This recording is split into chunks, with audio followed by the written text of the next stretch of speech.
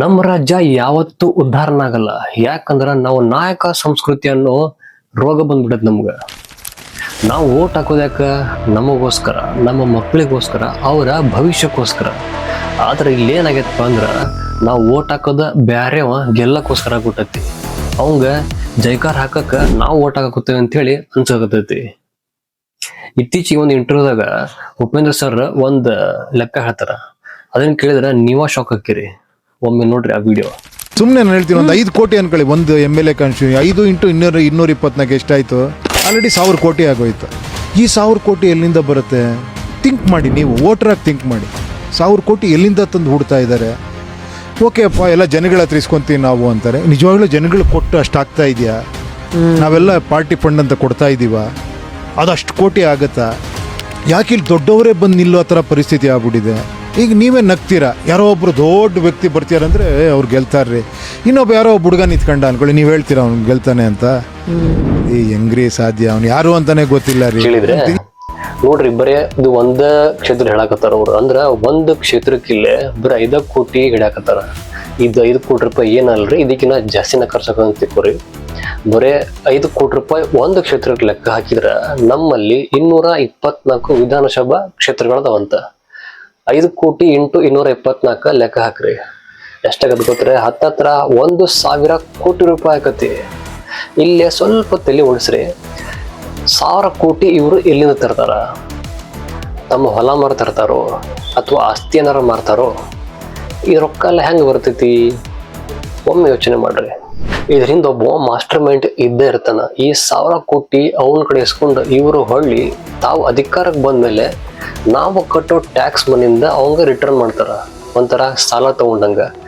ನಾವು ಬರೀ 5,000 ರೂಪಾಯಿ 10,000 ರೂಪಾಯಿ ಬ್ಯಾಂಕ್ ಒಳಗ ತಗೋಬೇಕಂದ್ರ Aadhaar card, PAN card, OTP ಅಂತ ಹೇಳಿ ಇಂಥವ್ 1000 ಅದಾವು. ಆದ್ರೆ ಇವರು 1,000 ಕೋಟಿ ತರ್ಬೇಕಂದ್ರ ಜಸ್ಟ್ ಇಮ್ಯಾಜಿನ್ ರೀ ಎಷ್ಟೆಲ್ಲ ಕಷ್ಟ ಇರ್ಬೋದು ಅಂತ ಹೇಳಿ. ಇವರು ಪಾಪ ಬಹಳ ಕಷ್ಟ ಪಡ್ತಾರೆ. ನೀವು ಅವ್ರ ಕಷ್ಟಕ್ಕೆ ಸ್ಪಂದಿಸ್ಬೇಕ, ಅವಂಗ ಅಧಿಕಾರ ಕೊಡ್ಬೇಕು ನೀವು. ಪಾಪ ಆಕ್ಚುಲಿ ನೀವು ಒಂದು ಅಬ್ಸರ್ವ್ ಮಾಡ್ರಿ, ಯಾವಾಗ್ಲೂ ಒಬ್ಬ ದೊಡ್ಡ ಶ್ರೀಮಂತನ ಎಲೆಕ್ಷನ್ ನಿಂತಿರ್ತಾನ, ಬಡವ ನಿಲ್ಲಕ ಚಾನ್ಸೇ ಇಲ್ಲ. ಯಾಕಪ್ಪ ಅಂದ್ರ 1000 ಕೋಟಿ ಆಸ್ತಿ ಇಟ್ಕೊಂಡವ ಶ್ರೀಮಂತನಾಕನ, ಬಡವಂತ್ರ ಆಗೋದಿಲ್ಲ. ಇದೊಂಥರ ಹೈಯೆಸ್ಟ್ ರಿಟರ್ನ್ ಇರೋ ಬಿಸ್ನೆಸ್ ಇದ್ದಂಗ. 1,000 ಕೋಟಿ ಹಾಕಿ ಅದನ್ನ 10,000 ಕೋಟಿಯಾಗಿ ರಿಟರ್ನ್ ಮಾಡ್ಕೊಂತಾನ. ಅವ ಪ್ಯೂರ್ ಬಿಸ್ನೆಸ್ ಮ್ಯಾನ್. ಇಷ್ಟೆಲ್ಲ ದುಡ್ಡು ಖರ್ಚು ಮಾಡಿ ಅವ ಎದಕ್ಕೆ ಎಲೆಕ್ಷನ್ ನಿಲ್ತಾನ? ಜನರ ಸೇವೆ ಮಾಡಕ? ಚಾನ್ಸೇ ಇಲ್ಲ. ಅವ ಹಾಕಿದ ದುಡ್ಡನ್ನ ಡಬಲ್ ವಸೂಲಿ ಮಾಡಕ. ಅದು ನಮಗ ಗೊತ್ತಾಗಲ್ಲ. ಇದ್ರ ಸಂಬಂಧ ಅವ್ರು ಹೇಳೋದ, ಯಾವಾಗ್ಲೂ ದುಡ್ಡು ಹಾಕಿದ್ಮೇಲೆ ರಿಟರ್ನ್ ತಗೊಳಕ ನಾವು ನೋಡ್ತಿರ್ತೇವೆ ಹೊರತು ಜನಸೇವೆ ಮಾಡಕ ಚಾನ್ಸ್ ಇಲ್ಲ ಅಂತೇಳಿ. ನಾವೇನ್ ಮಾಡಿವಿ? 500 ರೂಪಾಯಿಗೆ ಕುಕ್ಕರ್ಗೆ, ಆಮೇಲೆ ಜಾತಿಗೆ ಓಟ್ ಹಾಕಿ ನಾಯಕನ ತಗೊಂಡೋಗಿ ಮತ್ತು ಅದ ಸಿಟ್ನಾಗ ಕುಣಿಸಾಕತ್ತೀವಿ. ಅವ ದುಡ್ಡು ಕೊಟ್ಟು ಹೋಗಿ ನಾಯಕ ಆಗತ್ತಾನ. ಈ ನಾಯಕನ ಸಂಸ್ಕೃತಿ ಹೋಗ್ಲೇಬೇಕು. ಅದಕ್ಕೆ ಅವ್ರು ಅವಾಗಿಂದ ಹೇಳಕತ್ತಿರೋದು. ನೋಡ್ರಿ, ಈಗ ಟೆಕ್ನಾಲಜಿ ಎಷ್ಟು ಮುಂದೋದೈತಪ್ಪ ಅಂದ್ರ ಈಗ ಪ್ರತಿಯೊಂದು ಮೊಬೈಲ್ ಒಳಗೆ ಮಾಡ್ಬೋದು. ಬ್ಯಾಂಕಿಂಗ್ ವ್ಯವಸ್ಥೆ ಫೋನ್ ಒಳಗೈತಿ, ಎಜುಕೇಶನ್ ವ್ಯವಸ್ಥೆ ಫೋನ್ ಒಳಗೈತಿ. ಈ ರಾಜಕೀಯ ವ್ಯವಸ್ಥೆ ಫೋನ್ ಒಳಗೆ ಯಾಕೆ ಬರಬಾರ್ದು? ನಾವು ಲಕ್ಷಾಂತರ ರೂಪಾಯಿ ಫೋನ್ ಟ್ರಾನ್ಸ್ಫರ್ ಮಾಡ್ತಾವ್ರಿ ಡೈಲಿ.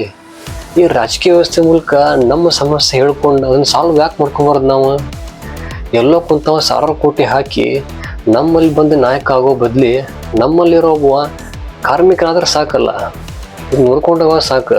ನಮ್ಗೆ ಯಾವ ದೊಡ್ಡ ನಾಯಕ ಬೇಡ, ಒಬ್ಬ ಕಾರ್ಮಿಕ ಇದ್ದಾರೆ ಸಾಕು.